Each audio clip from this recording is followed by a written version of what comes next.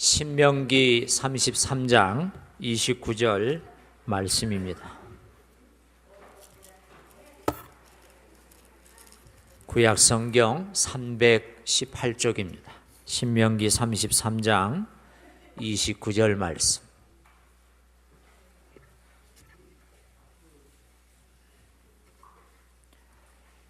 구약성경 318쪽입니다. 자, 우리 다 찾으셨으면 한 목소리로 함께 읽겠습니다. 이스라엘이여, 너는 행복한 사람이로다. 여호와의 구원을 너같이 얻은 백성이 누구냐? 그는 너를 돕는 방패시요 내 영광의 칼이시로다. 내 대적이 내게 복종하리니 내가 그들의 높은 것을 밟으리로다. 아멘. 할렐루야. 오늘 아주 귀하신 분이 오셨습니다. 제가 오늘 처음 알았는데 예전에 우리 교회를 한번 오셨다고. 성교사님 맞아요? 저희 교회 한번 오셨다는데 기억이 안 나세요? 네. 하기선 선교사님 세계 터미널 선교회 우리 하기선 선교사님을 오늘 이렇게 모시고 행복한 사람이라 하는 그런 제목을 가지고 함께 말씀을 또 듣고 간증을 들으려고 합니다. 우리 선교사님 아마 이름의 뜻이 하나님의 귀한 선물 이실 것 같아요. 우리 지난번에 말씀 사경에 주강사셨던 우리 설동훈 목사님께서 귀한 분 이렇게 추천해 주셔서 오늘 모시게 됐습니다. 우리 선교사님 나오셔서 행복한 사람이라고 하는 제목으로 말씀 나누실 때 큰 은혜 있게 되기를 축원합니다. 우리 선교사님이 이렇게 아래 강단에서 하셨으면 또 원해서 이렇게 아래 모셨습니다. 우리 나오실 때 우리 할렐루야로 환영하도록 하겠습니다. 할렐루야. 할렐루야, 반갑습니다. 제가 다녀갔었다고요. 예, 기억나세요? 남자분들 제가 예뻐가지고 우리 남자 집사님들만 기억하시나 봐요. 예, 감사합니다. 제가 왜 기억이 안 나죠? 저는 잘해준 사람만 기억하는데 저한테 잘 못해주셨나 봐요. 예, 제가 오늘 여기 앉아서 우리 권사님들 찬양하는 걸 뵈면서 진짜 외할머니 생각도 많이 나고요. 그래서 정말 저희가 작년에 저희 친정어머니가 돌아가시고 2달 만에 저희 시어머니가 천국 가셨어요. 저희 시어머니는 33세 혼자 되셔서 평생 두 아들 목사 만들고 또 신앙생활 성전에서 평생을 하나님만 사랑하시다 가신 분이세요. 저희 어머니가 늘 가정예배 드릴 때마다 소원하시던 기도 제목이 무엇이었냐면 예배 드리다가 찬양하다가 하나님 만나고 싶다 늘 그러셨어요. 근데 저희 어머니가요, 금요일날 차려 마치면 평생 저희 교회가 한 700명 정도 되는데 주보가 이렇게 두 면으로 접는 게 아니라 6바닥 접는 거예요. 잘 맞춰야 되거든요. 차려 마치면 밤새 그 주보를 접으세요. 접으시고 토요일날 아침에 새벽 예배 드리고 이제 주일날 음식 하실 거 평생 하시던 일이니까 정교인 식사하실 거 준비해 놓으시고 주일 아침에 주일 새벽 예배 드리고 1부 예배 드리고 2부에 안내 서시고 점심때 국수 성도들 다 삶아 먹이고 2시에 찬양 예배 드리는데 안내 다 쓰시고 뒷자리에 앉아서 계시다가 찬양하시다가 주무시듯이 그렇게 주님 앞에 가셨어요. 예, 그랬는데요, 저희 어머니가 돌아가시고 나니까 교회에 장로님들도 교회장 잘 안 하실 거예요. 근데 저희 어머니 평생 성전에 하나님 사랑한 거 모두가 다 하시니까 교회장 하셨거든요. 근데 저희 어머니는 천국 가실 때 수의 입지 말라 그러셨어요. 주님 만나러 가는데 예배 드리러 갈 때 입는 예쁜 옷 입혀달라 그러셨어요. 그래서 예쁜 성전 하나님 만나러 가는 예배 드리러 가는 그런 옷 곱게 입으시고 아침 7시에 발인을 하는데요. 성전에 와봤더니 성도들이 한 400~500명이 와 계세요. 저희 어머니 마지막 길 배웅하신다고. 그래서 연합성가대가 저희 어머니가 평생 좋아하시던 찬양 부르시고, 또 어머니가 평소에 어떻게 평생 사셨는지 비디오 영상을 교회에서 만드셨더라고요. 그 영상을 다 보고 난 뒤에 어머니 관뚜껑을 다 열어놓으셨어요. 너무 고우셨어요.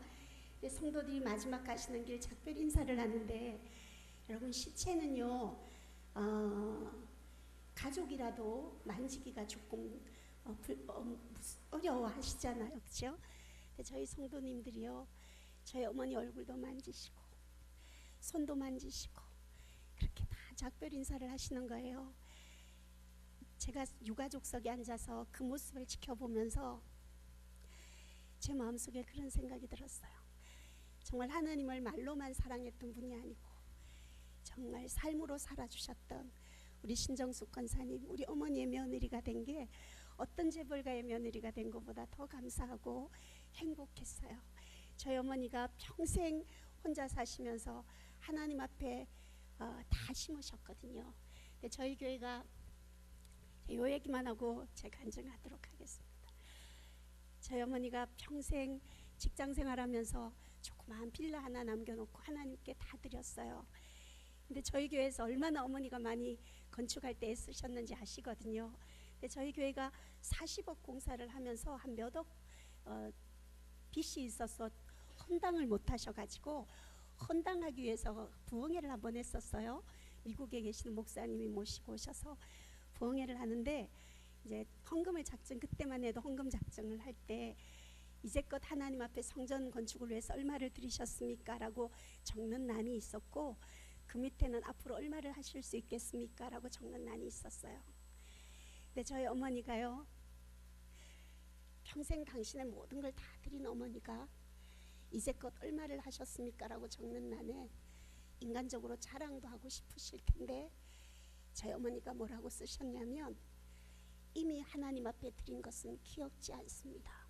그렇게 쓰시고, 당신이 할 수 있는 힘껏 최선의 액수를 써서 하나님 앞에 드렸어요.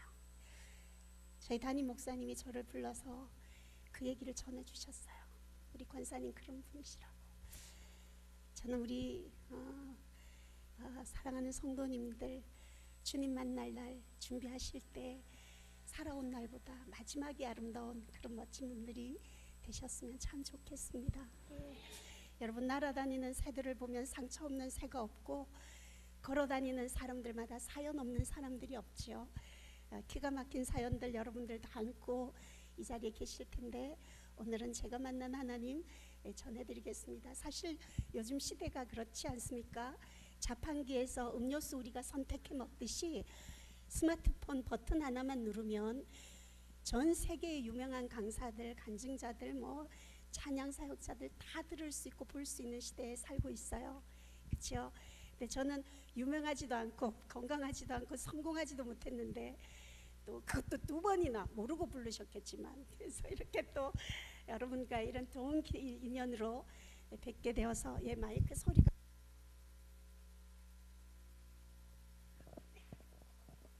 그래서 좋은 인연으로 또 뵙게 돼서 너무너무 감사합니다. 아까 목사님 소개해 주신 것처럼 제 이름은 하나님이 주신 귀한 선물 하귀선입니다. 이름이 참 예쁘죠? 그렇죠? 제가 이렇게 집회를 전국을 많은 곳을 다니면서 하잖아요. 하면 공부를 많이 하신 분들, 유학 다녀오시고 학력이 높은 곳에 가서 제가 하나님이 주신 귀한 선물 하기선입니다 이렇게 인사를 하면요, 그런 분들은요, 어쩌면 그렇게 얼굴하고 이름하고 똑같느냐 그러면서 박수도 치시고 막 그래 주시더라고요. 감사합니다. 여러분, 제가 학력은 잘 모르겠는데 일단 눈치는 억수로 빠르신 것 같아요. 여러분들이 지금 저를 강사다 생각하고 무섭게 이렇게 보고 있으면 제가 다 잊어봅니다. 그래서 여러분들이 저를 하나님을 아버지라 부르는 우리 한 가족인데, 제대로 심사위원처럼 앉아가지고 잘하고 있나 이렇게 보지 마시고요, 시집 보냈던 딸, 누이가 와서 살아왔던 얘기 나눈다는 마음으로, 또 한번 들었던 간증이지만 또 그 안에 하나님 주실 은혜가 또 새로운 은혜가 있으리라 믿습니다. 저는 초등학교 4학년 때부터 결핵이라는 병을 앓았습니다. 햇수로 17년, 참 오랜 시간을 이 병을 앓으면서 정말 수없이 많은 시간을 병원에서 병원으로 입원하고 퇴원하고, 퇴원하면서 또 다른 병원으로 옮겨 입원하고 퇴원하는 일들을 제가 17년 동안 반복하며 살아왔습니다. 여러분, 결핵이라는 병이요, 증상이 여러 가지가 있습니다만은 전 워낙 오랜 시간을 이 병을 앓다 보니까 이 기관지가 지금도 다 망가져 버렸어요. 그래서 천식이 있어서 밤새도록 기침 때문에 누워서 잠을 자지도 못했어요. 그래서 제가 정말 심했을 때는요, 누워서 잠을 자지 못하니까 앞에다 이불을 몇 채 쌓아두고 그 위에다 벽에를 몇 개 올려놓고 이렇게 앞으로 엎드려서 제 기억으로 아마 1년 동안을 앉아서 밤을 새워봤습니다. 예. 여러분, 바닥에 등 한번 대어보지 못하고 밤낮으로 앉아서 밤을 새우니까요, 밤에 가족들 누워 이렇게 자는 모습 보면 제 마음속에 나도 누워서 베개 베고 1시간만이라도 깊은 잠 한번 자보는 것이 간절한 소원이었어요.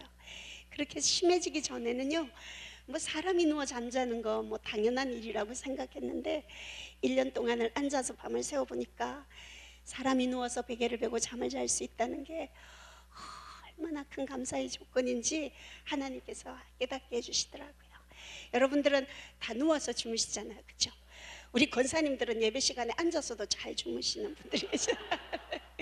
잘 누워서 주무시는데요, 우리가 누워 잘 수 있는 이 건강 주신 하나님께 늘 감사합니다, 그렇게 고백하고 잠자리에 들었으면 좋겠습니다. 제가 여러분들 이렇게 평지를 걸어가도 숨이 차고 2층 계단만 올라가려고 해도 계단 난간에 기대어 서서 서너 번을 쉬어야지 2층 계단 올라갈 수 있을 만큼 제 폐가 많이 망가져 버렸어요. 한 번씩 피를 토하면, 피를 토하는 건 시간을 예고하고 토해지는 게 아니에요. 뭐 새벽이고 밤이고 예측할 수 없이 피가 넘어오기 때문에 언제나 제 옆에는 커다란 세숫대야가 그림자처럼 늘 저를 따라다녔어요. 왜냐하면 여러분, 이런 두루마리 휴지나 손수건 같은 걸로는요, 그 코에서 입에서 나오는 많은 피들을 감당을 할 수가 없었거든요. 그래서 세숫대야에 동이동이 피를 토해내고는 병원에 실려가서 지혈제를 맞고 또 산소호흡기를 끼고 누워있다가 어느 정도 피가 멈춰지면 또다시 집으로 실려오는 그런 생활을 반복하면서 살았습니다. 오늘 저를 뭐 보신 분들은 그렇겠지만 저를 처음 보신 분들은, 제 간증을 오늘 처음 들으시는 분들은 저를 처음 보신 인상이요, 제가 17년 동안 피를 토하고 산소를 꽂고 그렇게 고생하고 살았던 사람 같아 보이지는 않죠? 예, 제가 참 곱게 자란 것 같잖아요, 그렇죠? 제가 이런 옷은요, 제가 집에서 설거지할 때 입는 옷인데 오늘 이렇게 입고 왔어요. 제일 예쁜 옷 입고 올라왔죠. 제가 살아온 세월이 이렇게 오래 살지는 못했지만 제가 살아온 날 이렇게 뒤돌아보면 참 드라마 같다, 그런 생각이 들 때가 많아요. 제가 살아온 인생의 여러 장면들 중에 잊혀지지 않는 장면들이 몇 개가 있는데요, 그 중에 하나가 제가 한 번은 퇴원을 해서 집에서 치료를 받고 있을 때였어요. 근데 그때 저희 엄마는 직장을 갖고 계시니까 새벽이면 일찍 일을 하러 가셔야 됐어요. 그래서 엄마가 일하러 가실 때는 제 간호를 어린 동생들에게 맡겨놓고 가시거든요. 그러면 동생들이 대소변은 다 받아내줘요. 근데 갑자기 코에서 입에서 막 피를 토해내면 저를 돌봐주기는커녕 그거 보고 겁에 질려가지고 울고만 있었어요. 예, 근데 여러분이 생각하실 때 피를 토한다 생각하면 뭐 두루마리 휴지나 손수거 같은 걸로 충분히 뭐 치울 수 있고 소화할 수 있을 거라 생각하시는데요, 여러분, 저는 피를 한 번씩 토하면 어떻게 토했냐면요, 여러분 왜 수도 이렇게 틀면 갑자기 물이 확 쏟아지는 것처럼 한 번씩 각혈을 할 때는요, 코에서 입에서 피가 넘어오면 숨을 쉴 수가 없어요. 여러분, 사람이 피를 토하다가 왜 많이 죽냐면 숨을 못 쉬니까 꿀꺽 이제 숨을 쉬려면 피를 삼켜야 되거든요. 그러면 피는요, 바로 목 뒤로 넘어가면 바로 응고가 돼버려요. 그럼 기도를 막게 되면 숨을 못 쉬어. 기도가 막히니까 숨을 못 쉬니까 이제 그걸 힘있게 뱉어내야 되는데 그걸 뱉어낼 기운이 없으면 숨이 차서 죽거든요. 근데 사람이 본능적으로요, 살려고 하면 그 손가락으로 핏덩이를 막 끄잡아낸단 말이에요. 그러면 여러분, 그 모습은요, 어른이 봐도 그 무서운 환경인데 어른이라고는 하나도 없는데 어린 동생들이 그 얼마나 무서웠겠어요, 그 환경을. 근데 정작 여러분 피를 토하는 저는 또 얼마나 무서웠겠어요. 근데 저보다 더 어린 동생들이 울고 있으니까 동생들 안심시켜야 되겠다 그런 생각이 들더라고요. 그래서 동생들 보고 나 괜찮다 말을 해줘야 되는데 말할 기운이 없는 거예요. 그래서 급한 마음에 동생들 보면서 안심하라고 씩 웃어줬어요, 그 와중에.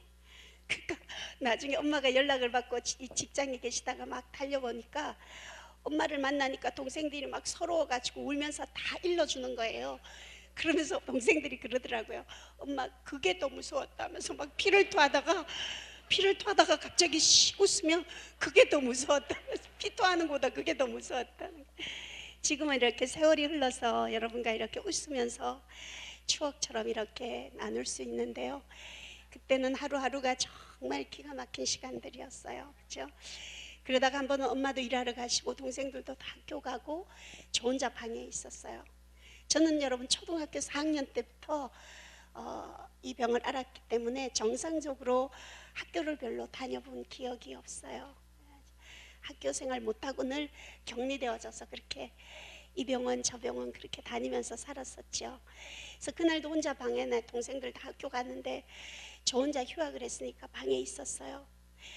방에 있는데 목에서 피 비린내가 확 올라오는데요, 그럴 때는 얼른 바로 옆에 있는 세숫대야를 가져다 놔야 되거든요.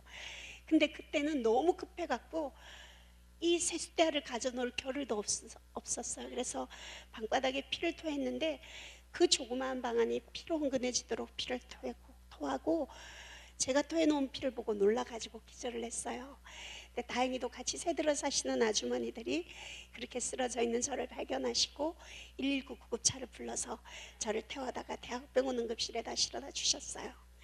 그곳에 가서 너무 많이 피를 토해가지고 몸에 피가 모자라서 다른 사람의 피를 수혈받느라고요, 커다란 수혈바늘을 꽂고 또 숨이 너무 많이 차니까 산소를 꽂고 누워 있었어요. 꼼짝할 수 없으니까 뭐 대수변도 다 받아내야 되는데 제가 그때 몸무게가 30kg도 나가지 않는 정말 뼈밖에 없는 해골 같은 몸을 가지고 있었어요. 제가 이렇게 간증을 참 많은 곳을 다녀봤는데요, 우리 권사님처럼 저렇게 안타까워가지고 저런 이렇게 마음을 통해 주시는 분이 처음 계셨어요. 권사님 감사해요.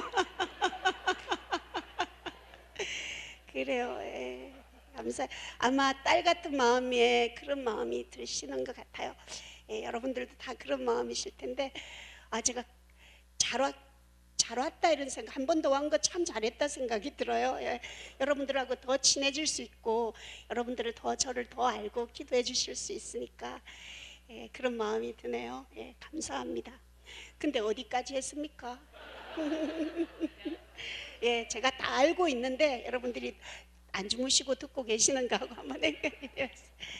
제가 몸무게가 30kg도 나가지 않는 뼈밖에 없는 그런 해골 같은 몸을 가지고 있었는데 의사 선생님이 저희 어머니 보고 그때 일하다가 막 통곡하면서, 제가 중환자실에 입원해 있었으니까요, 들어왔어요. 그래서 저희 어머니에게 제 상태를 의사 선생님이 제가 이제 의식이 없는 줄 알고 다 설명을 하시더라고요. 저런 상태로는 며칠 가지 못한다, 준비해라 그러셨어요.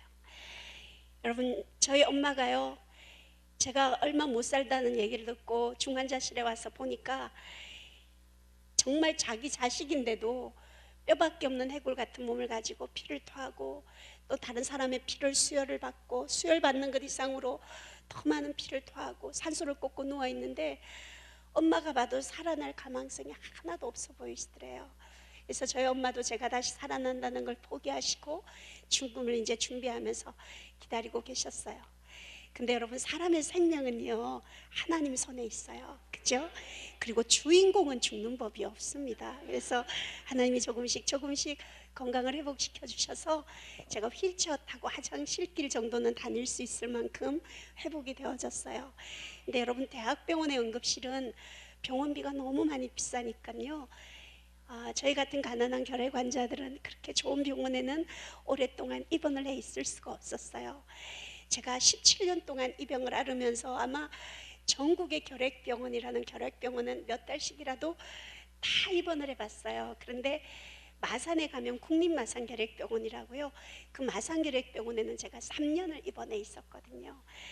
그 병원에 다시 치료할 수 있는가 하고 찾아갔더니 의사 선생님이 그러는 거예요.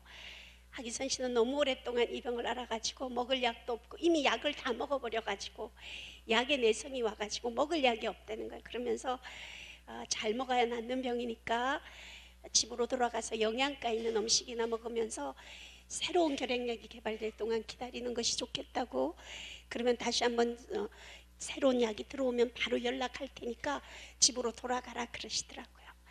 근데 제가 여러분 그때요 집으로 돌아갈 수 있는 그런 상황도 못 되었어요. 그때 저희 집이 참 가난했었거든요. 아버지 사업이 부도나고 아버지가 뭐 일본으로 행방불명 되어버리고 혼자 가버리신 거예요. 엄마하고 어린 동생들하고 조그만 단칸방에서 6식구가 살고 있을 때인데, 여러분 생각해 보세요. 이 결핵이라는 병이 전염이 되는 병이잖아요. 근데 방 안에 제가 학교 안 가고, 학교 동생들이 학교 가고 엄마 일하러 가고 혼자 방에 있을 때는 마음껏 숨도 쉴 수 있고 기침도 할 수 있는데, 동생들이 학교 갔다 추운 겨울날 집에 옹기종기 방에 함께 생활해야 되면요, 제 어린 마음에 혹시라도 내 병이 동생들에게 전염되어져서 내 동생들도 나처럼 이런 고통을 겪게 하면 어떡하지. 여러분 그 걱정이요 몸 아픈 것보다 큰 아픔이었었고 부담이었었어요. 근데 그때 의사 선생님이 입원을 허락만 해주면 1년 동안은 먹고 자는 건 걱정하지 않아도 되거든요. 그러니까 여러분 사람이 절박해지니까 부끄러운 게 없어져요. 그래서 제가 어디서 그런 용기가 났는지 의사 선생님 나가보라고 하는데, 제가 그러면 울면서 의사 선생님한테 막 부탁했어요. 선생님, 제 병이 낫든 낫지 않든 병원에서 있을 수 있는 기간만이라도 좀 있게 해달라고. 제가 할 수 있는 게 뭐겠어요? 그냥 우는 것밖에 없죠. 그냥 펑펑 울고 있었어요. 그러니까 의사 선생님은 젊은 나이에 제가 안 돼 보이셨는지, 아니면 사람이 엑스레이를 찍으면 새까맣게 보여야 되는데 폐가 다 녹아내려서 하얗게 흔적조차 없어진 저의 폐 엑스레이 사진을 이렇게 보고 제 얼굴을 이렇게 보더니 마음이 아프셨던가 봐요. 그래서 한참을 고민을 하시다가 그러면 다시 한번 치료를 해보자. 그렇지만 효과는 크게 기대할 수 없으니까 각오는 하고 있어라. 그러면서 병원에 있는 것을 허락해 주신 거예요. 여러분 의사 선생님하고 면담을 마치고 1년 동안 먹고 자는 거 이제 걱정하지 않아도 되니까 의사실 문을 열고 나와가지고요, 제가 하나님 앞에 얼마나 혼자 그 복도에서 앉아서 감사했는지 몰라요. 여러분들이 생각할 때 먹을 약도 없고 치료할 방법도 없어서 얼마 못 살 거라는 그 절망적인 환경에서 뭐 그리 하나님 앞에 감사할 수 있을까 생각하실 텐데요. 여러분 저는요 그 절망적인 환경에서 그 절망스러운 환경을 보지 않고 그래도 내게 1년 동안은 먹고 자는 것 걱정하지 않도록 피할 길 주신 그 하나님의 은혜가 너무너무 감사한 거예요. 여러분은 행복하게 살고 싶으세요? 행복하게 살고 싶으세요? 그러면 제가 비결을 하나 알려드릴게요. 그게 뭐냐면요, 감사하며 사시면 돼요. 여러분 아무리 기가 막힌 환경이라 할지라도요, 가만히 살펴보면 숨은 보물처럼 어딘가에 꼭 하나님이 우리에게 감사할 것들을 숨겨 놓으셨어요. 여러분 감사는 어떻게 하냐면요, 그러니까 감사하고, 그럼에도 감사하고, 그럴수록 감사하고, 그것까지 감사하면 우리가 감사하지 못할 게 없잖아요. 그렇죠? 우리가 감사함으로 어떤 환경에서건 행복할 수 있는 저와 여러분이 되기를 바랍니다. 그래서 하나님 앞에 너무 감사했어요. 그래서 하나님 앞에 감사하니까 병실에 돌아가서 환자들하고 뭐 먹을 약 없고 치료할 방법 없다 이런 얘기하면서 제 마음이 뺏기고 싶지 않은 거예요. 그래서 얼른 병원 안에 있는 교회를 찾아갔죠. 혼자 있고 싶었어요. 여러분 병실에서 교회까지 가는 거리가 우리 권사님들 걸음거리로라도 2, 3분이면 가는 몇 발 안 되는 짧은 거리예요. 근데 저는 숨이 너무 많이 차니까 몇 걸음 걷다가 주저앉아서 쉬고 또 몇 걸음 걷다가 피를 토해내면서 가야 해서 20분이 훨씬 넘게 걸려서 교회를 도착했어요. 그렇게 이렇게 찾아간 교회에서 참 그날 많이 울었어요. 진짜 많이 울었어요. 울다가 지칠 만큼 울고 나니까 이제 죽음이 현실인 거잖아요. 그죠? 근데 막상 죽음 앞에 서니까요, 여러분 진짜 죽음이 무서웠어요. 저는 너무 죽음의 고비들을 많이 넘기고 살아서 그런지, 그래도 그때는 먹을 약도 있고 희망이 있었으니까 그래도 잘 견뎠는데, 의학적으로 완전히 먹을 약도 없고 입원은 해 있지만 약도 없고 치료할 방법도 없는 상태에서 하루하루 죽음을 기다려야 된다고 하니까, 그 현실에 딱 서게 되니까요, 너무 죽음이 무서운 거예요. 이제 지금은 제가 죽음이 끝이 아니라 새로운 시작이라는 거, 사람이 육은 죽지만 우리가 영으로 영원히 사는 존재라는 그 부활의 신비를 지금은 제가 알고 있지만, 그때는 그 어린 마음에 너무 죽음이 무서웠어요. 그래서 제가요, 그 죽음 앞에서 하나님 앞에 그렇게 기도했어요. 하나님, 사람이 죽으면 분명히 천국과 지옥이 있다고 말씀하셨죠. 근데 저는 그 많은 사람들이 만나보았다는 예수님, 음성을 들어보았다는 예수님을 전 한 번도 만나보지도 음성 들어보지도 못했습니다. 하나님, 저를 한 번만 만나주시면, 하나님이 저를 한 번만 만나주시면 제가 이 죽음의 두려움 같은 거 잊어버리고 제가 천국에 대한 확신과 하늘나라에 대한 소망을 가지고 하나님, 제 남은 삶을 살겠습니다. 하나님 정말 살아계시다면 저를 딱 한 번만 만나 주십시오. 제가 그렇게 기도하고 난 뒤에 혼자 생각을 했어요. 그러면 하나님을 만나려면 어떻게 해야 하나님을 만날 수 있을까? 그래서 성경을 찾아봤죠. 그랬더니 성경에 나를 간절히 찾는 자를 내가 만나주겠다, 하나님이 그러셨는 거예요. 그러면 제가 하나님을 간절히 찾으려면 내 간절함을 어떻게 하나님께 보일까? 내 간절함을 어떻게 보여야 하나님이 감동하실까?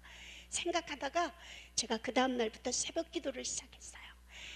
여러분, 저희 같은 결핵 환자들은 새벽만 되면 숨이 더 많이 차고 조금만 찬바람을 맞아도 기침이 심해지는데, 더군다나 병원에 입원해 있는 환자가, 그것도 정말 몇 걸음 걷다가 피를 토하고 가는, 몸무게가 30kg도 나가지 않는 뼈 같은 혈돌 같은 몸으로 새벽 기도를 작정한다는 거 힘든 일이었어요. 제 믿음으로는 할 수 없는 일이었어요. 근데 여러분, 초인적인 하나님, 제 안에 계신 성령님이 그 길을 그렇게 기도할 수 있도록 저를 도와주시더라고요. 그래서 하루도 빠지지 않고 그렇게 기도하기 시작했어요. 제가 그렇게 새벽 기도를 시작한 지 딱 한 달쯤 되어지던 날이었어요. 그날도 여느 날처럼, 여러분, 새벽 기도 오면 자기가 기도하는 자리 정해져 있잖아요. 새벽 기도 안 오십니까?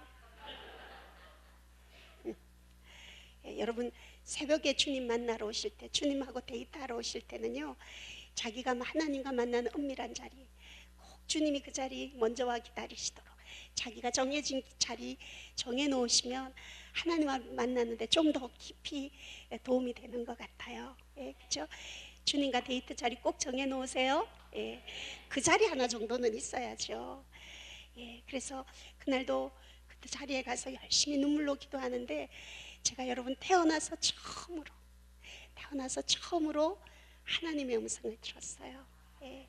여러분, 저는요, 하나님의 음성이 천둥처럼 막 우레와 같이 무서운 음성으로 그렇게 들릴 줄 알았거든요. 그런데 우리 하나님 너무나도 인격적인 분이셔서요, 제가 살아오면서 놀랄 일 너무 많이 겪고 살아온 거 우리 하나님 너무 잘 아시고, 내가 사랑하는 주님 음성 듣고도 깜짝 놀랄까봐 우리 주님은 너무나도 따뜻한 음성으로, 너무나도 부드러운 음성으로 기도하는데, 기선아, 너는 보는 거로 믿느냐? 보지 않고 믿는 자가 복되도다, 그러시더라고요. 여러분, 저는 그 순간에요, 그 짧은 시간에, 그 몇 초 되겠어요, 그 짧은 시간에 정말요, 세상에 놀라운 것을 깨닫게 되었어요. 아, 그래, 바람이 어디서 와서 어디로 가는지 우리 눈에 보이지 않아서 볼 수 없지만 시원한 것으로 바람의 존재 알 수 있는 것처럼, 우리 주님 내 눈에 보이지 않아서 내가 볼 수 없고 만질 수는 없어도 언제나 우리 주님은 늘 평안함으로 내 안에 늘 나와 함께하고 계신다는 사실을 깨닫게 하셨습니다. 저는 제가 아파하고 힘들어할 때 그 고난 속에 저 혼자 울고 있는 줄 알았는데요, 우리 주님은 제가 아파할 때 저보다 더 많이 아파하시고 제가 힘들어할 때 그 모습 보시면서 우리 주님 저 혼자 버려두지 않으시고 너무나도 안타까워하시면서도 너무나도 저를 사랑하셔서 여러분 제가 여러분 건강했다면 제가 하나님 떠나 살 사람이라는 거 너무나도 잘 아시고 그 17년 긴 세월을 어긋난 세상의 길로 나가지 못하도록 우리 주님 곁에 꼭 붙들어 두셨다는 사실을 깨닫게 하셨습니다. 여러분 하나님이 나를 사랑하셔서 그 고난 속에 그 오랜 시간 나와 함께 하셨다는 사실이 깨달아지니까요, 여러분 병이 고쳐지고 안 고쳐지고는 둘째 문제였어요. 이 세상에서 나보다 더 행복한 사람은 없다고 생각이 바뀌어지더라고요. 그래서 하나님의 사랑을 깨닫고 은혜 받게 되면 신세 한탄하고 울고만 지내지 않거든요. 은혜 받은 사람은요, 나도 누군가에게 내가 받은 하나님의 사랑 전해주고 싶다는 마음이 들었어요. 그래서 제가 결핵계 17년 동안을 몸담고 있다 보니까 제가 이래봬도 결핵계에서는 거성입니다. 결핵계에서 하기 선해가 모르면 간첩이에요. 그러다 보니까 많은 환자들이 제게 별명을 지어줬다 했잖아요. 그게 뭐라고요? 다 잊어버렸잖아요. 보세요. 제가 두 번 왔는데도 이병동 쌕쌕이라는 별명을 지어줬어요.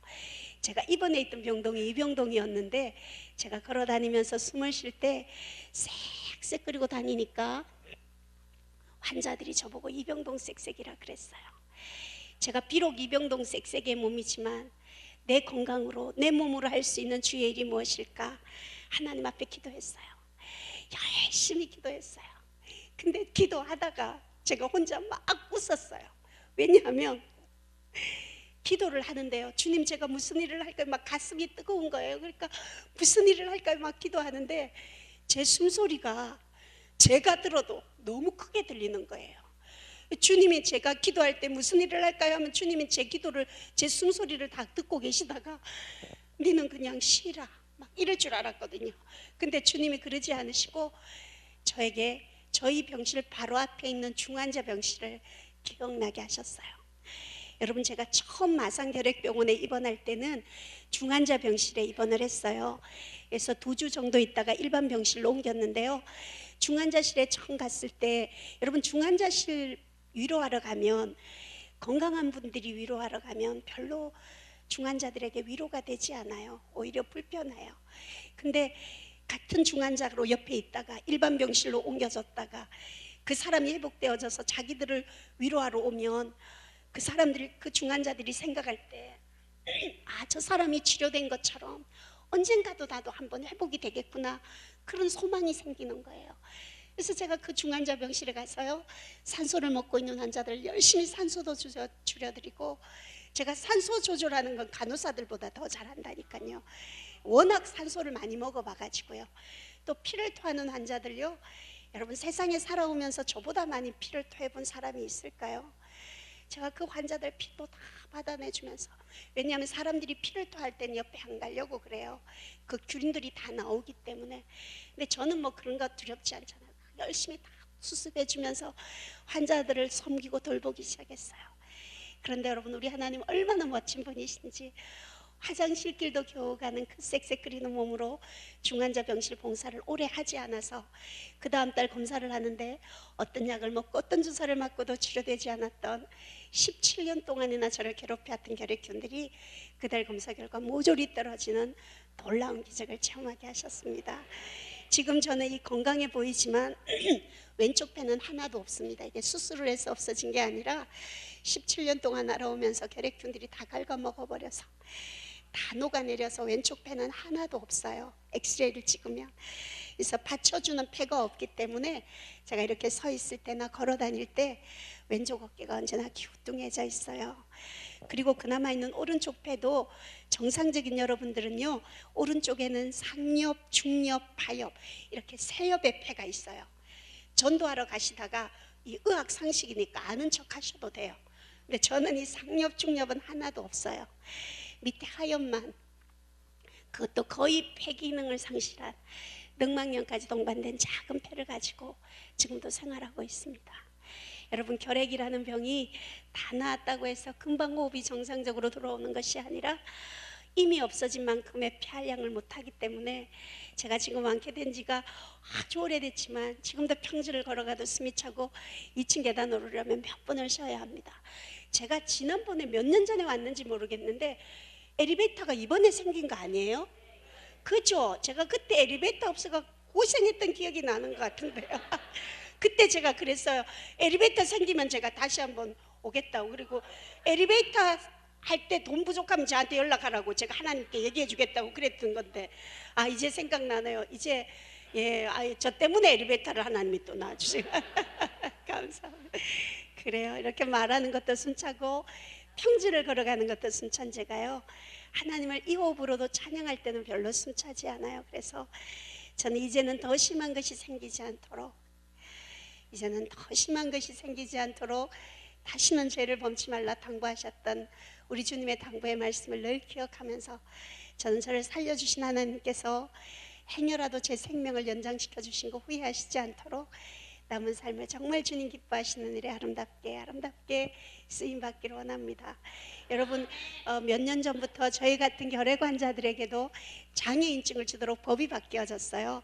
그래서 제가 마산결핵병원에 장애 진단을 받으러 갔어요. 그랬더니 외래를 봐주신 의사 선생님이 저의 엑스레이를 보더니요, 엑스레이 한번 쳐다보고 제 얼굴 한번 쳐다보고 그러는 거예요. 그러면서 자기가 의사 생활을 수십 년간 했고 결핵 환자들만 전문적으로 봐온 전문인데, 자기가 의사 생활하면서 이 조금 남은 폐를 가지고 살아있는 사람을 처음 본다는 거예요. 여러분, 제 말이 믿어지지 않으시면 마산결핵병원에 전화하시면 돼요.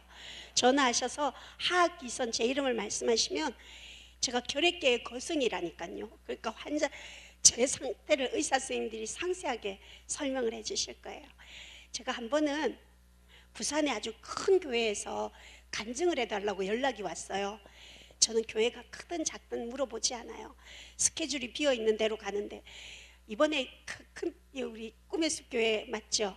이 교회 집회 잡히고 난 뒤에 아마 이때가 새생명축제 준비하는 기간인가 봐요. 울산에서 부산에서 집회 많이 해달라고 연락이 왔는데 이미 잡혀 있었기 때문에 못 갔던 거예요, 많은 집회를. 근데 이제 와보니까 또 한번 왔던 교회라 하니까 하나님의 은혜가 뭔가, 지금 제가 하나님의 뜻이 뭔가 지금 찾고 있어요. 그래서 근데 그 순서대로 가는데 그날 비어 있는 거예요. 그래서 약속을 잡았어요.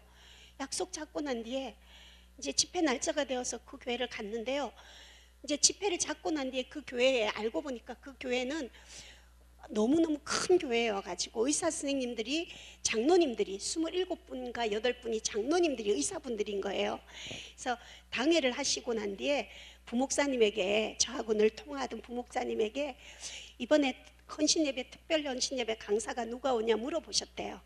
그래서 이렇게 오랫동안 투병 생활하다가 치료받고 찬양하는 사람이 온다 그러니까 그 의사 장로님이 한 분이 그러셨대요.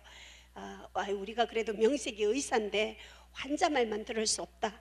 부산하고 마산은 가까우니까 그분을 치료했던 의사 선생님도 우리가 한번 섭외해 보겠다 그러셨던가 봐요. 그래서 저는 그 사실도 모르고 간증하는 날이 되어서 교회를 갔더니 당회실에 제 주치의가 또 앉아 있는 거예요. 그래가지고 1부는 제가 간증을 하고 2부는 제 주치의가 이 환자가 이런 상태인데 지금 저러고 있다고. 그때 의사 선생님이 그 많은 성도님들 앞에 그렇게 얘기하시더라고요. 여러분, 하기선 씨는 의학적으로 치료 대상이 아니라 연구 대상입니다 그러셨어요. 여러분, 장애 진단을 받으려면 여러 가지 검사를 해야 되거든요. 검사를 다 해가지고 오후에 이제 기다렸다가 결과가 나왔다고 이제 의사실에서 부르더라고요. 딱 들어갔더니 의사 선생님이 그 자료를 보면서 검사 결과 나온 자료를 보면서 그러시는 거예요. 이 까다로운 보건복지부 규정대로 한다고 해도 저는 의학적으로는 1급 장애를 받을 수 있는 사람이래요. 근데 어떻게 설명할 수는 없지만 이 조금 남은 폐를 가지고도 이렇게 건강하게 살아가고 있으니까 1, 2급 별 차이 없으니까 2급 정도면 무난하겠다고 2급 장애를 주셨어요. 2급은 여러분 1급 다음에 2급이잖아요. 중증 장애인데 항상 보호자가 따라다녀야 되는 중증 장애인데, 제가 2급 장애인입니다 이렇게 말씀드리기 전까지 이렇게 예쁜 장애인 보신 적 없으시죠? 그렇죠? 우리 저기 청년들이 저 아줌마가 정신장애도 있나 막 이런 생각하는 거 그래요. 제가요 처음에 장애인증 의사 선생님하고 면담을 맡고 2급 장애 등급 딱 받고 난 뒤에 의사실 문 열고 딱 나오자마자 제일 먼저 엄마한테 전화했어요. 엄마, 금메달 딴 것처럼 엄마 내 2급 받았다면서. 2급을 받으면 이런 혜택이 있고 이런 혜택. 저는 여러분 장애 진단을 받으면 이게 제일 감사한 혜택이요, 장애인 주차 공간에 차를 주차할 수 있다는 게 제일 감사한 혜택이에요. 걷는 게 힘드니까 조금이라도 한 발이라도 덜 걸으려고 하니까. 근데 장애 등급을 받고 나서 얼마나 좋았겠어요. 엄마 이런 2급이면 그런 데 주차할 수 있거든요. 그러니까 이런 장애 혜택이 있고 이런 혜택이 있고 막 좋아가지고 막 얘기를 하는데 전화기 너머에 저희 엄마가 갑자기 흐느끼는 울음소리가 들리는 거예요. 엄마 왜 그러는데? 그랬더니 저희 엄마가 그러시는 거예요. 미안하다, 잘 돌보지 못해서 이를 장애인을 만들어서 미안하다 그러시더라고요. 저는 이제 그 혜택 때문에 감사했는데 엄마 마음은 이제 자기 잘못 같은 거예요. 잘 못 키워서 장애인이 됐구나 그러시는 거예요. 참 자식들이요, 그 깊은 부모의 사랑을 어떻게 알겠어요, 그렇죠? 근데 이제 알고 나니까, 이제 은혜를 딱 깨닫고 나니까 부모님 다 돌아가 버리시잖아요, 그렇죠? 부모님 살아계시면 우리 청년들 잘해드리세요, 알았죠? 예. 저희 엄마는 글자를 읽을 줄 모르는 분이세요. 그런데 저희 어머니에게 제가 얼마나 전도를 많이 했겠어요. 제가 당대에 믿으니까. 저희 엄마는 제가 수없이 많은 죽음의 고비들을 보고 살아나는 거, 죽으려다가 또 살고 또 사는 거 저희 엄마가 직접 봤기 때문에 하나님에 대한 확실한 믿음은 있었어요. 근데 교회를 나가고 싶어 하지 않으시는 거예요. 왜냐하면 교회에 나오면 성경도 찾아야 되고 찬송가도 찾아야 되는데 글을 읽을 줄 모르니까 창피한 거예요. 그래서 교회 안 가려고 그러는 거예요. 그래 제가 엄마 보고 그랬어요. 엄마, 믿음은 교회 가서 성경책 빨리 찾고 찬송가 빨리 찾는다고 생기는 게 아니라 하나님을 아버지라, 그 친밀한 아버지하고의 관계가 회복되어지면 하나님의 자녀가 되는 거라고 제가 엄마한테 열심히 설득했어요. 정말 복음을 잘 전했어요. 그랬더니 저희 엄마가 정말 기도의 열매가 꼭 있더라고요. 저희 엄마가 어느 날 그럼 내가 예수님을 영접하려면 어떻게 해야 되냐 그러더라고요. 그래서 저희 엄마가 제 앞에서 무릎을 꿇고 예수님을 영접했어요. 여러분, 제가 엄마가 예수님을 영접하고 교회를 다니기 시작하는데요, 얼마나 감사했겠어요. 근데 여러분, 저는 제일 부러운 게 하나 있었는데요. 뭐가 제일 부러웠냐면 부모님들이 믿어가지고 믿는 부모들이 자식을 위해 기도해주는 부모들이 참 부러웠어요. 그래서 제가 엄마한테 부탁했어요. 엄마, 나 위해서 기도해달라 부탁했어요. 그랬더니 엄마가 대답은 잘하세요. 저희 엄마가 알겠다고 걱정하지 말아요. 그래서 한동안 시간이 지나고 추석 때인가요, 제가 친정에 엄마한테 갔는데 궁금해지는 거예요. 믿음도 별로 없고 글자도 잘 읽을 줄 모르는 엄마가 하루하루 쌕쌕 끓이고 살아가는 병든 자식을 위해서 어떤 기도를 하고 있을까 궁금했어요. 그래서 엄마한테 여쭤봤어요. 엄마, 나 위해 기도하고 있냐 하니까 기도하고 있대요. 그래서 어떻게 기도하는데 물어봤더니 저희 엄마가요, 기도하는 거 그대로 말씀해 주시는 거예요. 저희 엄마가 어떻게 기도했냐면, 하나님, 예, 걸음걸음 우리 기선이 발걸음을 하나님이 지켜주시고 많은 사람들 눈에 꽃이 되게 해달라고 그렇게 기도하고 계신댔어요. 여러분 어떠세요? 제가 꽃처럼 예쁘지 않으세요? 그쵸? 예, 그쵸? 여러분, 자식에 대한 축복권은 부모에게 있습니다. 그 복이요, 그 축복권 여러분 잘 활용하셨으면 좋겠습니다. 자녀들을 위해 많이 축복해 주세요. 꼭 기도해 주시고요. 아셨죠? 예. 하나님이 참 어머니 기도를 들어주셔서 전 세계를 이렇게 전국을 다니면서 집회를 하면 사람들이 저보고 강단에 있을 때는 꽃같이 예쁘다 그러시더라고요. 뭐 진짜인지는 모르겠는데 그래서 저는 그런 얘기를 들을 때마다 엄마 생각을 늘 하죠. 엄마가 천국에서도 중보하고 있구나 그런 생각을 하고 있어요. 그런데 저를 그렇게 숨차고 걷는 것도 힘든 저를 하나님이 축복해 주셔가지고요, 제가 33 노처녀인데도 하나님이 시집 못 갈 줄 알았는데 좋은 신랑을 주셔갖고 시집도 갔어요. 저희 신랑이 억수로 잘생겼어요. 그리고 저희 목사님이, 저희 남편이 진짜 착해요. 정말 착해요. 진짜 착하기만 해요. 그래서 죽겠어요 제가. 착한 남편하고 사는 거 어떤 건지 아시죠? 예.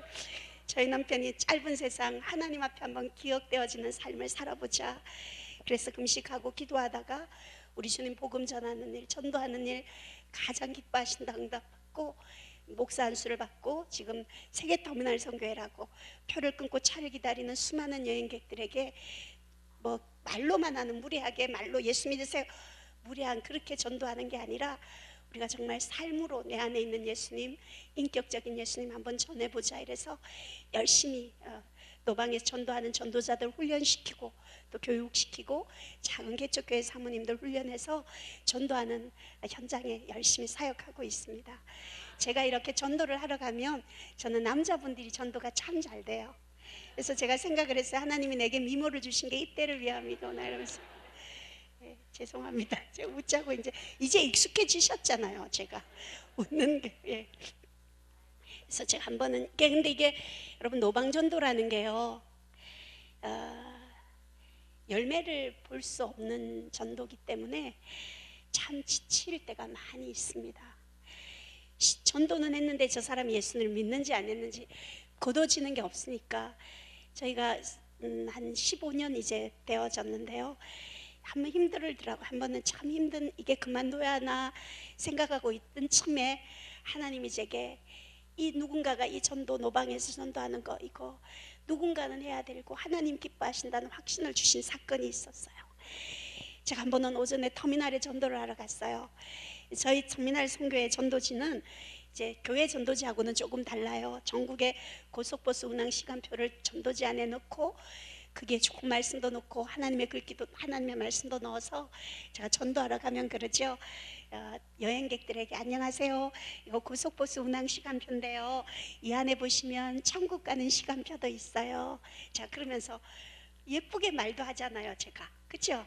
그래서 전도지를 드리죠. 그러면 전도지를 봤는데 한 번은 오전에 이제 전도를 하러 갔는데요, 50대 이제 처음 이제 전도하러 딱 갔어요. 갔는데 저 멀리에 50대 후반 된 아저씨 한 분이 의자에 앉아 계시는 거예요. 그때는 오전에는 터미널이 한산하거든요.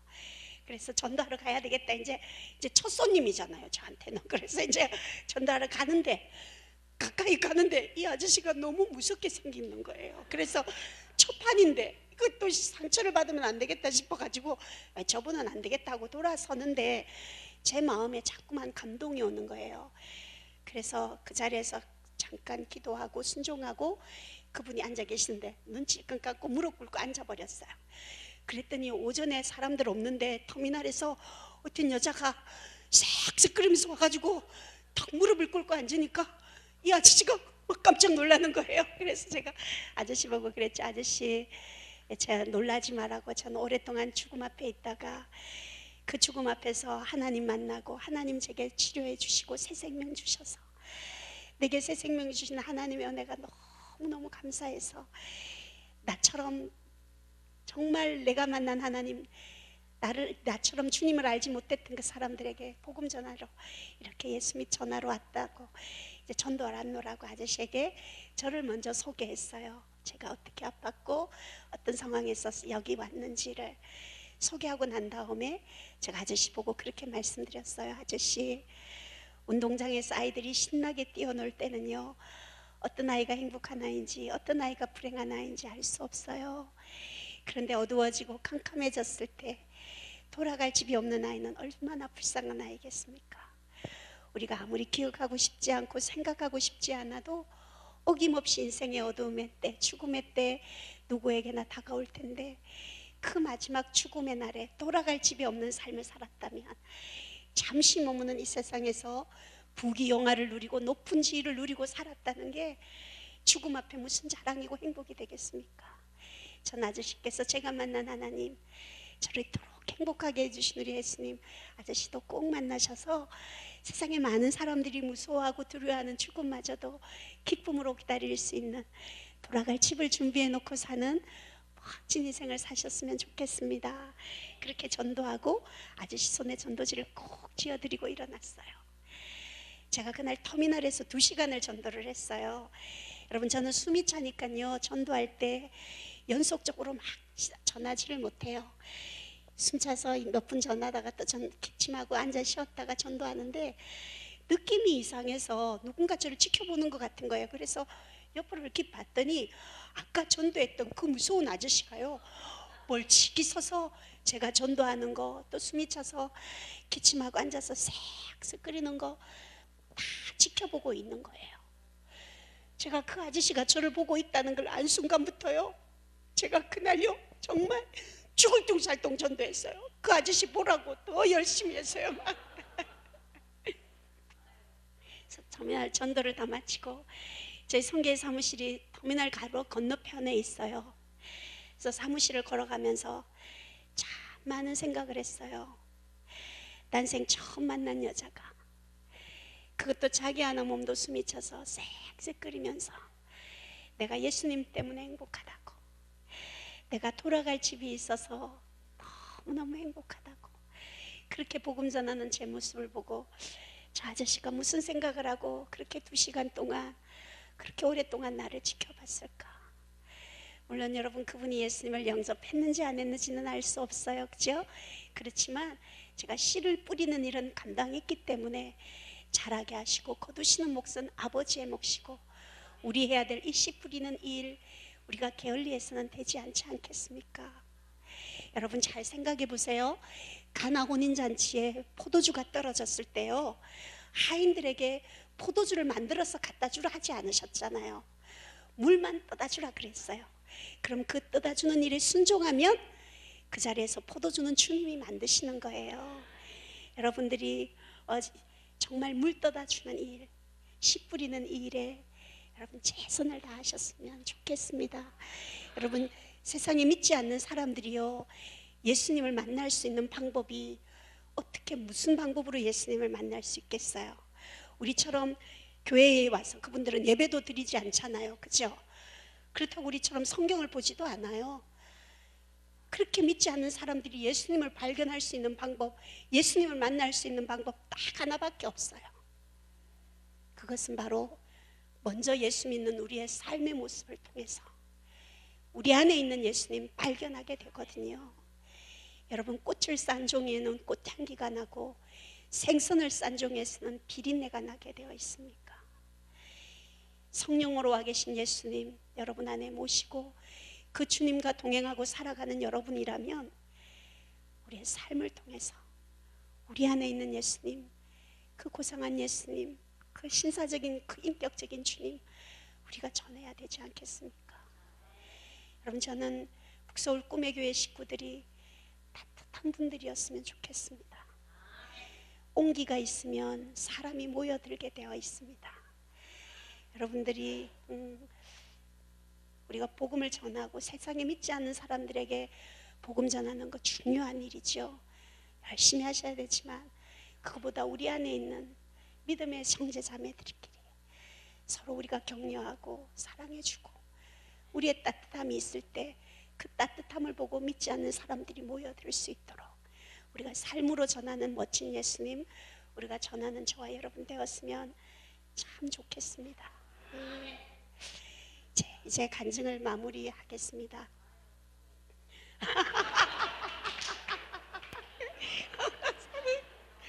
제가 꿈의 교회 절대로 못 잊을 것 같습니다. 감사합니다, 권사님. 고맙습니다. 저는 여러분의 이제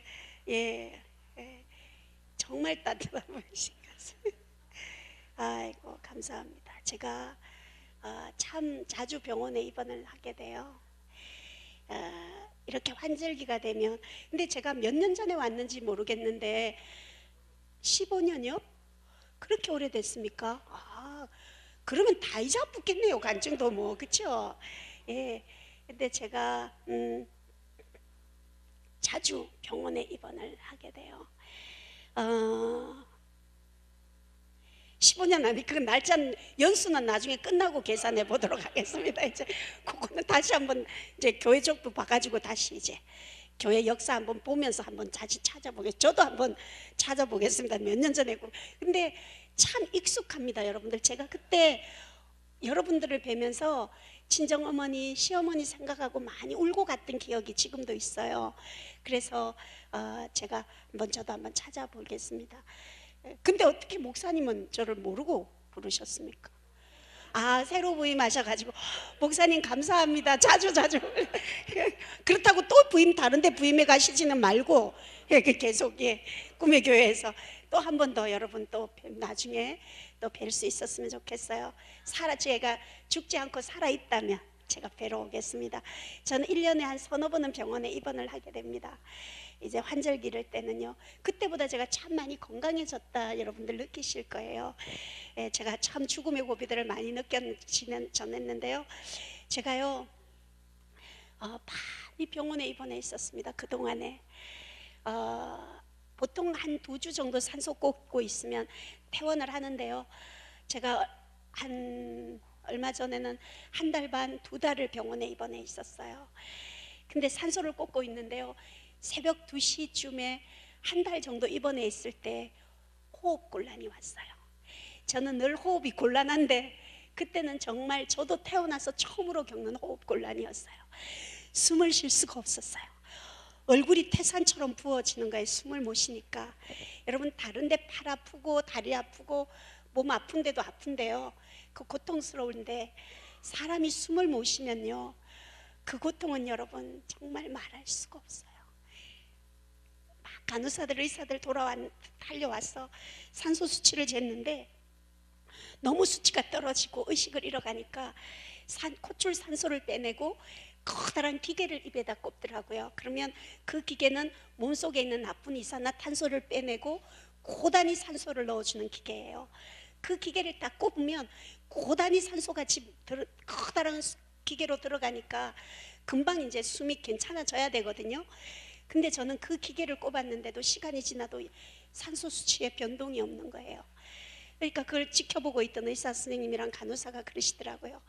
저 기계를 꼽고도 수치에 변동이 없으면 중환자실에 옮겨서 인공호흡기 껴야 되니까 준비해야 된다 그러시더라고요. 제가 그 얘기를요, 의식 잃어가는 그 고통 속에도 그게 너무 뚜렷하게 들리는 거예요. 그래서 제가 순간에 하나님 앞에 정말 간절히 기도했어요. 제가 어떻게 기도했냐면요, 그 짧은 시간인데 그 기도가 다 되더라고요. 정말 영으로 기도하는 건 그런 거 시공간을 초월하는 것 같아요. 하나님, 제가 정말 하나님 사랑하고 살았는데 하나님, 내 마지막이 이 중환자실에서 인공호흡 끼고 있다가 내가 그렇게 주님 만나고 싶지 않아요. 하나님, 저 좀 도와주세요. 저 좀 살려주세요. 그 짧은 시간에 정말 간절히 기도를 했어요. 그런데 여러분, 정말 거짓말처럼요, 이거는 모든 환자에게 그렇지는 않은 것 같아요. 제 개인적인 신비예요. 제가 겪은 신비라고요. 정말 거짓말처럼 산소 수치가 조금씩 올라가는데 완전하지는 않지만 중환자실에 옮겨서 인공호흡기는 끼지 않아도 될 만큼 조금씩 올라가는 거예요. 그래서 이제 의사 선생님들, 간호사들 이제 안심을 하고 돌아가고 난 뒤에 저희 남편이 연락을 받고, 늘 1달 가까이 병원에 있었으니까 그날은 집에 가서 자고 온다고 들어갔다가 새벽에 연락을 받고 달려왔어요. 달려와서 저희 남편이요, 태어나서 처음으로 이상한 기계를 꼽고 이 얼굴이 이렇게 부어가지고 끓이고 있는 저를 보더니 갑자기 펑펑 울기 시작하는 거예요. 저희 결혼한 지 20년 넘었거든요. 근데 저는 남아있는 폐가 작기 때문에 아이를 가질 수 없다는 의사의 진단을 받았습니다. 저는 저를 엄마라 불러줄 자녀도 없고 제가 엄마라 불러드릴 부모님도 다 아무도 안 계세요. 그러니까 저희 남편하고 저는 서로 딸이 되고 서로 아들처럼 서로 위로하고 그렇게 사는데, 그날 저희 남편이 저를 보더니 뻥뻥 우는 거예요. 제 결혼하고 처음 남편이 그렇게 우는 걸 처음 봤어요. 펑펑 울더니 갑자기 제 손을 잡고는 기도하기 시작하는 거예요. 하나님 3년만 더 살려주세요. 3년만 더 살려주세요. 기도하는 거예요. 근데 제가 그때는 급해서 아멘을 했어요.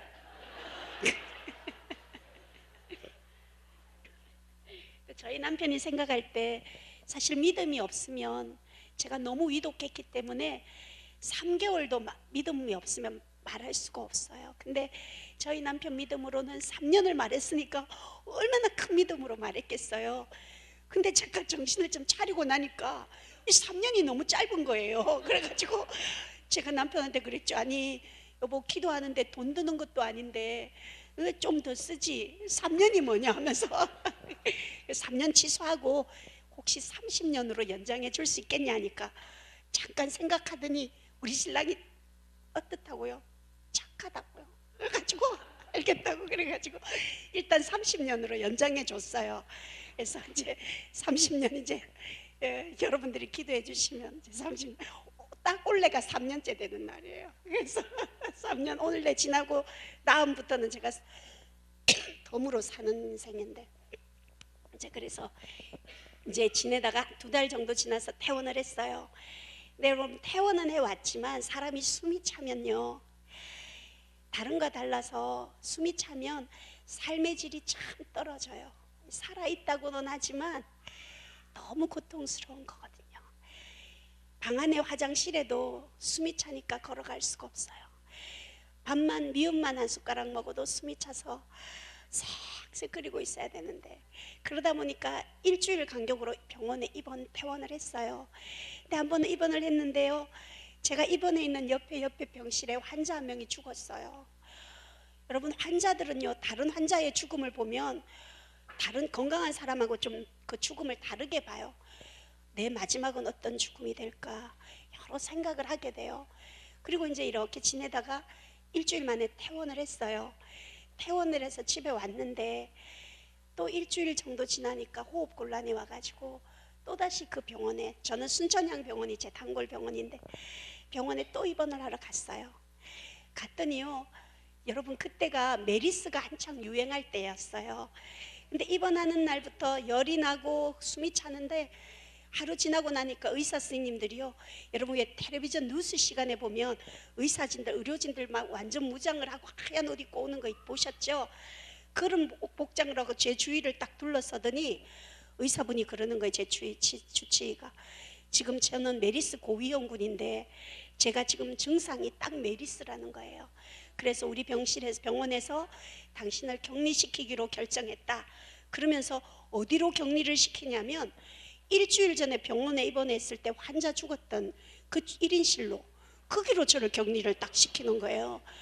여러분, 이게요, 믿음하고 상관없이 모르면 괜찮은데 내가 누워야 될 저 침대에 시체가 누워 있었다는 걸 제가 알고 있고, 또 그 병실에는 아무도 다른 사람이 들어올 수 없고 격리되어져서 생활해야 된다고 하니까, 그러니까 제가 그 병실에 가서 산소를 이렇게 코에 산소를 꽂고 열도 나고 기운이 없는데 그 침대에 좀 눕고 싶은데 침대에 눕고 싶은 마음이 없는 거예요. 그래서 문 앞에 서서요, 여러분, 제가 사람들 앞에서 잘 안 울어요. 근데 그날 그 격리 병실에 앞에 서서, 문 앞에 서서요, 혼자 많이 울었어요. 많이 울었어요. 울다가 이렇게 생각하고 있으니까 이렇게 며칠이 될지도 모르는데 이렇게 울면서 살 수가 없을 것 같은 거예요. 그래서 얼른 정신을 차리고, 여러분, 저는 늘 그래서 사람이 습관이 무서워요. 저는 어떤 환경이 되면 제일 먼저 감사할 게 뭐가 있지, 그거부터 찾거든요. 그래서 얼른 정신 차리고 감사할 게 뭐가 있지 생각을 했어요. 그랬더니 여러분, 감사할 게 하나둘 너무너무 많이 생각이 나는 거예요.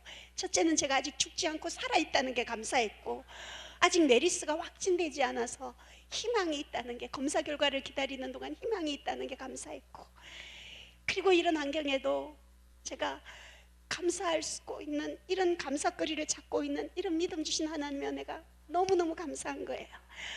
하나하나 감사합니다, 감사합니다, 주님 감사합니다 고백하는데요, 여러분, 정말 거짓말처럼요, 그 격리병실에 있는 어두움이요 순식간에 물러가는데요, 야, 여러분 제가 그 병실에서 3일을 격리되어 있었거든요. 3일 동안 입원해 있는 동안요. 여러분 세상에 어느 아름다운 전 세계 어느 아름다운 여행지를 가도 느낄 수 없는 그 아름답고 행복한 시간을 정말 구름 위를 나는 것 같은 그런 시간을 제가 아무도 없는 그 격리된 그 병실에서 3일 동안 느끼고 돌아왔어요. 3일이 지나고 메리스가 아니라는 게 검사 결과가 딱 나오고 나니까 그 격리병실의 문이 탁 열렸어요. 제가 6인실로 걸어가는데요, 너무너무 좋아가지고 신부 입장하듯이 제가 걸어갔어요. 그래서 제가 딱 들어갔는데 여러분 저는요 그동안에 하나님 앞에 참 많이 섭섭했어요. 왜냐하면 여러분 저는 한 병원에 3년 4년 입원해 있어 보면 저는 병원에는 신방도 가는 게 싫어요. 지금은 정말 병원 가는 거 싫거든요. 저는 죽을 만큼 아프지 않으면 지금도 병원에는 안 가요. 그런데 일주일 간격으로 입원했다가 퇴원했다가 또 입원했다가 퇴원했다가 계속 그러고 있으니까 하나님이 너무 섭섭한 거예요. 이제는 나 병원에 안 보내도 하나님 정말 사랑하고 잘 살 텐데 하나님 왜 자꾸만 이렇게 병원에 보내는지 하나님 너무 섭섭한 거예요. 그런데 여러분 그렇게 섭섭해하고 있었는 차에 격리병실에 시체 누워있던 딱 병실에서 3일 딱 있다가 나와보니까요, 여러분 6인실에 입원할 수 있는 그 일상의 행복이 얼마나 큰 감사의 조건인가 하나님이 정신을 번쩍 들게 하시더라고요. 그래서 제가 다시는 병원에 입원하는 거 하나님한테 원망하지 않아요. 하나님 내게 필요하기 때문에, 하나님 내게 또 다른 하나님의 은혜가 있기 때문에 내게 이렇게 허락하시는 시간이구나. 여러분 그렇게 생각해요. 여러분 저는 여러분들이 참 부럽습니다.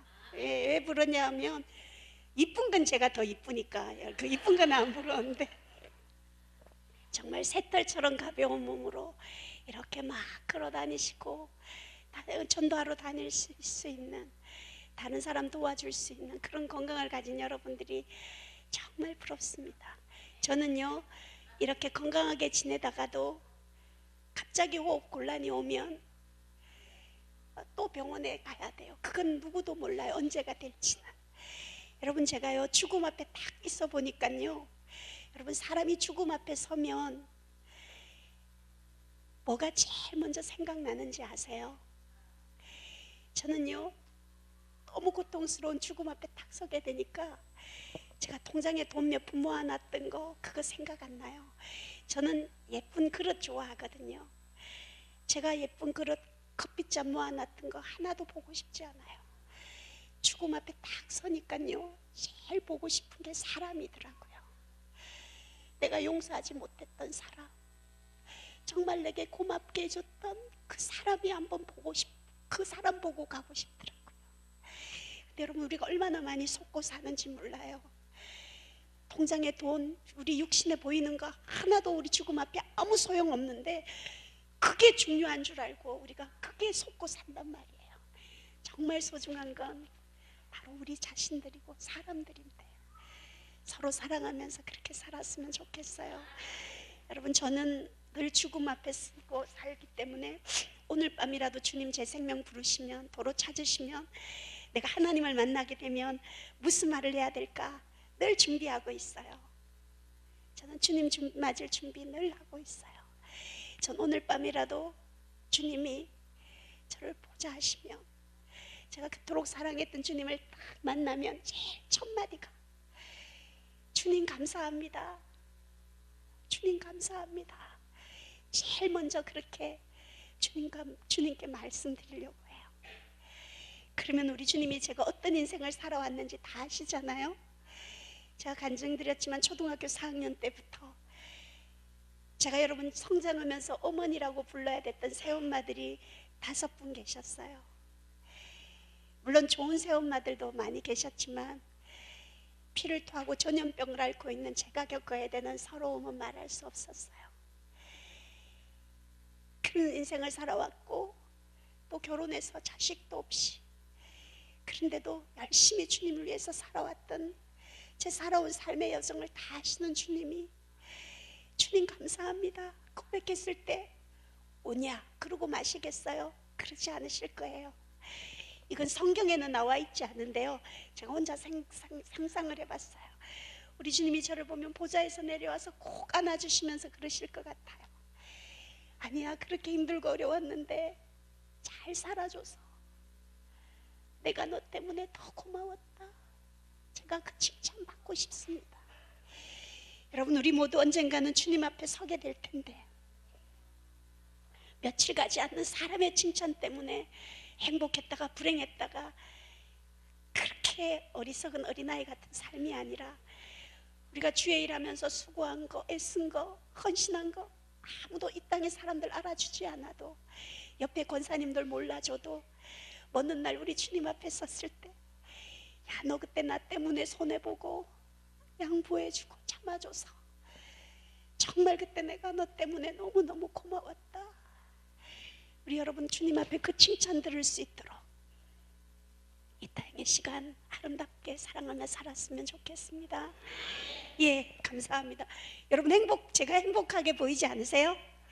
그죠? 예, 호흡기급 장애인인데 이렇게 제가 행복하게 감사하고 제가 타는데, 예. 그러니까요. 감사합니다. 권사님도 고우세요. 예. 아유, 네, 그러니까요. 아이고. 권사님, 다른 강사님이 오셔도 이렇습니까? 에? 특별히 저한테만 그러시는 겁니까? 모든 강사님들한테 다 그러십니까? 아이고, 그러시구나. 예, 예, 감사. 그래도 권사님이 보는 눈은 있다 하시잖아요. 저한테 특별히 많이 하신다고 그러시. 예, 감사합니다. 그래, 여러분, 저 이렇게 건강한 여러분들이 하나님 앞에 더 많이 봉사하고 건강하게 행복한 사람으로 살아가는, 그렇게 끝나고 어머니 얘기하시면 좋겠어요. 이제부터 끝나고, 제가 다 이자붙습니다. 뭘 말해야 될지. 그래서 행복한 사람으로 저와 여러분이 살았으면 좋겠고요. 저는 여러분 지금도 그렇습니다. 저는 육신의 자녀는 없지만 자녀들이 주는 행복보다, 그 기쁨보다 더 큰 은혜를 하나님이 주셔가지고요.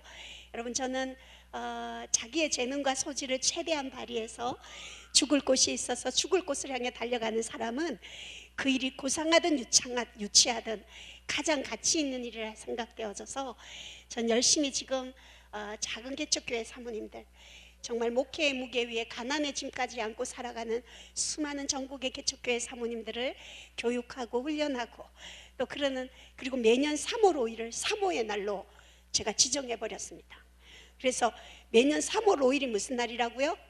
사모의 날이. 그래서 저희가 전국의 사모님들 3월 5일에는 모여가지고요, 1000명 정도 모여요. 6년째 지금 하고 있는데 전국의 사모님들이 모여서 장안 사모상 시상도 하고, 우리가 아무리 지금 개척교회 지하실에서 힘들게 살고 있어도 내가 누군지 내 신분을 알면 그 어려운 환경 당당하게 이길 수 있거든요.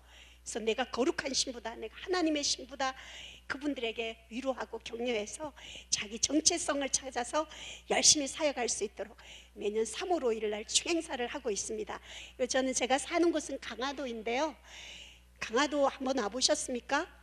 권사님들 한번 놀러 오세요. 마음은 가볍게 두 손은 무겁게 이렇게 해가지고 놀러 오시면 되는데, 저는 강화도에서 사모 쉼터를 운영하고 있습니다. 그래서 지하에 사는 정말 어려운 사모님들 와서 무료로 먹고 자고 기도하고 쉬었다 갈 수 있도록 사모 쉼터를 운영하고 있어서 그곳에서 열심히 사모님들을 공부하고 가르치는 사모 대학도 운영하면서 생활하고 있습니다. 여러분들도 호흡기급 장애인이 이렇게 열심히 사는데, 건강한 여러분들, 이번에 새생명축제 때 저 좀 섭섭했습니다. 오늘 여기 왔을 때 강찬스러운 딱 사진이 있는데 내 거는 없어가지고 그래가지고 근데 다 용서해드리도록 하겠습니다. 몇 번 왔기 때문에 안 해놨구나 생각했습니다. 여러분들이 힘있게 주의 사역 감당했으면 좋겠습니다.